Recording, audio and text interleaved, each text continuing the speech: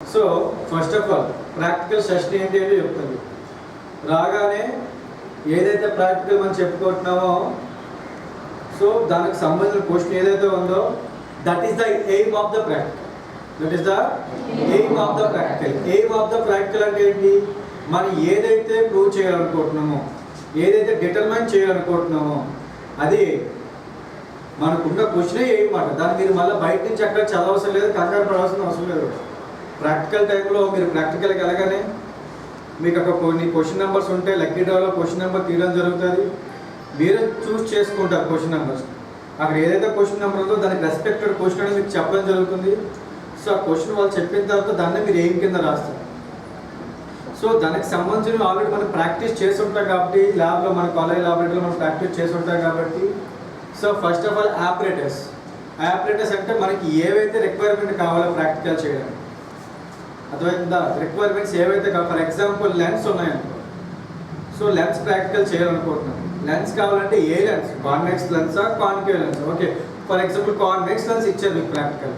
Okay, convex lens ఎక్కడ ఉందో తీసుకుంటాం. సో లెన్స్ పెట్టుకోవడానికి అలాగే స్టాండ్ కావాలి కాబట్టి మనకి స్టాండ్ తీసుకుంటాం. అర్థమవుతుందా? మరి లెన్స్ స్టాండ్ తీసుకున్నాం, మరి లెన్స్ నుంచి మనకి ఇమేజ్ ఫామ్ అవుతుంది కదా. ఇమేజ్ ఫామ్ అంటే మనకు ఒక స్క్రీన్ కావాలి, అంటే స్క్రీన్కి సంబంధించింది ఒక స్క్రీన్ కూడా మనం తీసుకుంటాం. ఓకే, సో అన్నీ వచ్చిన తర్వాత మనకి మెజర్మెంట్స్ కావాలి. మెజర్మెంట్స్ కావాలంటే మనకి ఏం కావాలి? ముందు మీటర్ స్కేల్ అవసరం. So meter scale. సో మనం ఏవైతే యూజ్ చేస్తున్నామో ప్రాక్టికల్ చేయడానికి అవే మన ఆపరేటర్స్. ఇప్పుడు మన ఆపరేటర్స్ ఏంటి చెప్పు? Convex lens, stand, next screen, meter scale. So this is the operators of given practical.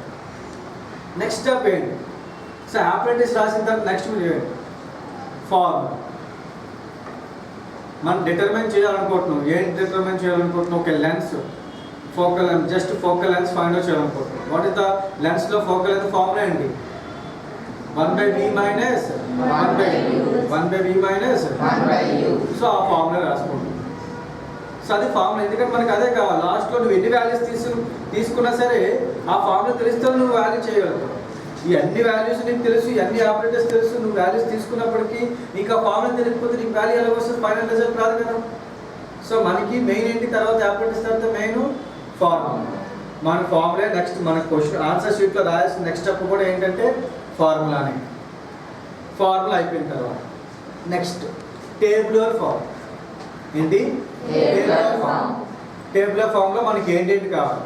First columns తీసుకోండి, సీరియల్ నెంబర్, తర్వాత ఆబ్జెక్ట్ డిస్టెన్స్, తర్వాత ఇమేజ్ డిస్టెన్స్. దానికి ఇన్వర్స్ చేస్తాం, అంటే reciprocal of image distance at the same time reciprocal of object distance. Finally last మనం ఏదైతే determine formula వేసుకున్నాం కదా, ఫోకల్ లెంత్ ఫార్ములా. అంటే ఇవి ఈ టేబుల్స్లో ఇవి వస్తాయి కాలమ్స్. ఓకే, ఎన్ని టోటల్గా 5 వచ్చాను. V u, next 1/v 1/u, next focal length formula, టోటల్గా 5. ఓకే, ఈ 5కి సంబంధించిన కాలమ్స్ చేసుకున్న కాలమ్స్ ఫిల్ చేసుకుంటాం. టేబుల్ ఫామ్ అయిపోయింది. టేబుల్ ఫామ్ మనకి ఉంటేనే మనం వాల్యూస్ తీయగలుగుతాం. టేబుల్ ఫామ్ లేకపోతే నువ్వు ప్రాక్టికల్ చేసే లాభం? తీసుకున్న వాల్యూస్ ఎక్కడ వేస్తావు? అంతే కదా. ఆబ్జెక్ట్ డిస్టెన్స్ తీసావు, ఎక్కడ వేస్తావు? నీకు తెలియాలి కదా. టేబుల్ ఫామ్లో ఆబ్జెక్ట్ డిస్టెన్స్ అంటే ఏంటో తెలియాలి కదా. టేబుల్ ఫామ్లో ఆబ్జెక్ట్ డిస్టెన్స్ అంటే ఏంటి? You.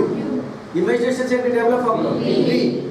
You value image distance calculate చేసావు. దేంట్లో వేయాలి? తీసుకెళ్ళి వీలో వేయాలి.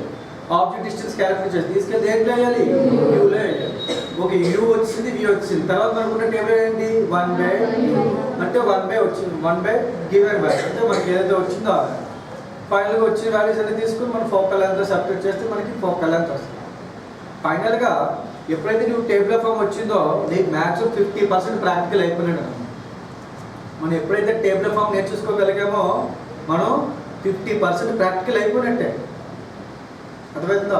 మీరు ప్రాక్టికల్ కంగారు పడిపోయి నేను చేయలేను అని ఉండకూడదు. నీకు ఈవెన్ పబ్లిక్ ఎగ్జామినేషన్లో కూడా నువ్వు చేయగలిగితే డౌట్ అడిగితే చెప్పడానికి సార్ ఉంటారు అక్కడ. నువ్వు చెయ్యాలి కానీ ఎక్స్ప్లెయిన్ చేస్తారు అక్కడ.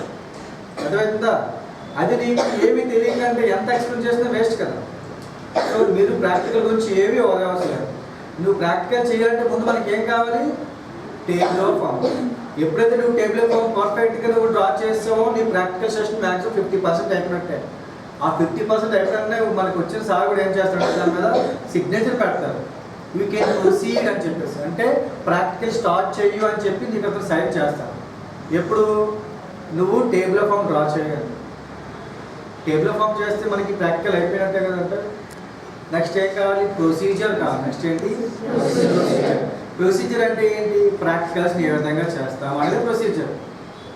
ఫస్ట్ అంటే ఎప్పుడైతే క్వశ్చన్ మనం చెప్పేస్తారో, క్వశ్చన్ నోట్ చేసిన తర్వాత అంటే ఎయిమ్ ఎంటర్ చేసిన తర్వాత ఆపరేటర్స్ అర్థమవుతుంది. Next formula, next table of form, table of form తర్వాత ప్రొసీజర్. ఓకే, ప్రొసీజర్ వచ్చిందంటే నీకు ప్రాక్టికల్ ఎలా చేయాలో తెలుసుకున్నట్టు. ఎందుకంటే ప్రొసీజర్ అంటే అదే, ప్రాక్టికల్ ఏ విధంగా చేయాలి, ఎలా స్టార్ట్ చేయాలి, ఎలా ఏ విధంగా వాల్యూస్ తీసుకోవాలని చెప్పేదే ప్రొసీజర్. ప్రొసీజర్ అయిపోయిన తర్వాత నెక్స్ట్ ప్రికాషన్స్. ఏంటి ప్రికాషన్స్ అంటే ల్యాబొరేటరీలో మనం ఏదైతే చేయకూడదో అనేది, అంటే ఆ పర్టికులర్ ప్రాక్టికల్స్లో నీకు వచ్చిన ప్రాక్టికల్లో నువ్వు ఏదైతే చేయకూడదో అవే ప్రికాషన్స్. అర్థమవుతుందా? ప్రికాషన్స్ నా పలానా ప్రిజం ప్రాక్టికల్ ఉంది, ప్రిజం ప్రాక్టికల్ మీకు ఏం చెప్పాను, ప్రిజం ఒకసారి ప్లేస్ చేసిన తర్వాత దాన్ని ఏం చేయకూడదు, మూవ్ చేయకూడదు. అంటే వీ కెనాట్ డిస్టర్బెన్స్. సో ఒక్కసారి నువ్వు ప్లేస్ చేసిన తర్వాత దాన్ని మళ్ళీ డిస్టర్బెన్స్ చేయకూడదు, అంటే మనం టచ్ చేయకూడదు. అర్థమవుతుందా? అలా కొన్నింటికి ప్రతి ప్రాక్టికల్ కొన్ని ప్రికాషన్స్ ఉంటాయి. అవి అలాగా ప్రికాషన్స్ ఏవైతే అక్కడ మనకు ఆ ల్యాబ్లో పర్టికులర్ ప్రాక్టికల్ మనం ఏవైతే చేయకూడదు పనులన్నీ రాస్తామంట. అంటే which cannot do in that particular practical. So అది మెన్షన్ చేస్తాం, ఇది చేయకూడదు ఇది చేయకూడదు అని చెప్పేసి. అయిపోయిన తర్వాత ప్రికాషన్ తర్వాత రిజల్ట్. ఫైనల్గా ఏంటి, రిజల్ట్. రిజల్ట్ అంటే ఏంటి, మనం పైన ఏం రాసాం కదా, ఏదైతే డిటర్మైన్ చేయాలనుకో దానికి సంబంధించిన రిజల్ట్. ఏము ఫోకల్ లెంత్ అన్నారు కదా, అంటే రిజల్ట్లో ఫోకల్ లెంత్ ఎఫ్ ఈక్వల్ అని పెట్టుకుంటాం. అర్థమవుతుందా? ఫైనల్గా ఇందాక యావరేజ్ 5 అబ్జర్వేషన్ తీసాం కదా, 5 అబ్జర్వేషన్లో మనం యావరేజ్ కడతాం కదా, యావరేజ్ కడితే వచ్చిన వాల్యూ ఉంటుంది కదా, ఆ వాల్యూ తీసుకొచ్చి రిజల్ట్లో వేయాలి. అంతేగాని మనం ఫస్ట్లో టేబుల్లో 5 వాల్యూస్ తీసాం కదా అని చెప్పి 5 తెచ్చేసి కూడా ఆ 5 వాల్యూస్కి యావరేజ్ కట్టి వచ్చిన వాల్యూ తీసుకొచ్చి రిజల్ట్లో వేయాలి. సో రిజల్ట్లు ఎప్పుడైతే నువ్వు వేస్తే అక్కడితో ప్రాక్టికల్ అయిపోయింది. సో అక్కడితో అయిపోయిన తర్వాత క్రాస్ చెక్ చేయాలి. సో మనకి ప్రాక్టికల్లో ఒక్కొక్క దానికి ఒక్కొక్క మార్క్ అలాట్ చేయడం జరిగింది. అర్థమవుతుందా? ఫార్ములాకి మార్క్ అలాట్ చేయడం జరిగింది, టేబుల్ ఆఫ్ ఫామ్కి మార్క్ అలాట్ చేయడం జరిగింది, అబ్జర్వేషన్స్కి మార్క్ అలాట్ చేయడం జరిగింది, క్యాలిక్యులేషన్కి మార్క్ అలాట్ చేయడం జరిగింది, అలాగే ప్రొసీజర్కి మార్క్స్ అలాట్ చేయడం జరిగింది, ప్రికాషన్స్కి మార్క్ అలాట్ చేస్తారు, రిజల్ట్కి మార్క్ అలాట్ చేస్తారు. అట్ ద సేమ్ టైం యూనిట్కి కూడా ఏంటి, యూనిట్ కూడా మార్క్ అలాట్ చేస్తారు. ఫైనల్గా ఆ ప్రాక్టికల్లో దానికి సంబంధించిన ఏదైనా గ్రాఫ్ ఉంటే గ్రాఫ్ కూడా మార్క్ అలాట్ అయి ఉంటుంది. సో ఇవన్నీ కూడా బోర్డు మీద రాసి ఉంటాయి. ఏవైతే చేయాలో కంప్లీట్గా మీ ఆన్సర్ షీట్లు ఏవైతే ఉండాలో అవన్నీ అక్కడ ప్రాక్టికల్ బోర్డు మీద రాసి ఉంటాయి. Before submitting your answer sheet to external, once you have to cross check the answer sheet.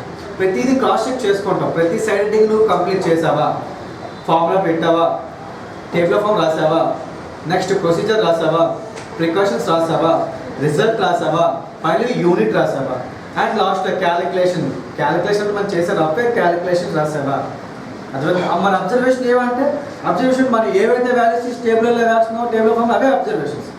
Observations మళ్ళీ బయట నుంచి ఏవి కాదు, నువ్వు ప్రాక్టికల్ టైంలో తీస్తున్నావు కదా వాల్యూస్, లెంత్ మెజర్ చేసావు కదా అవి అబ్జర్వేషన్స్. అంటే నువ్వు తీసుకున్న వాల్యూస్ అబ్జర్వేషన్స్, అవి అబ్జర్వేషన్స్.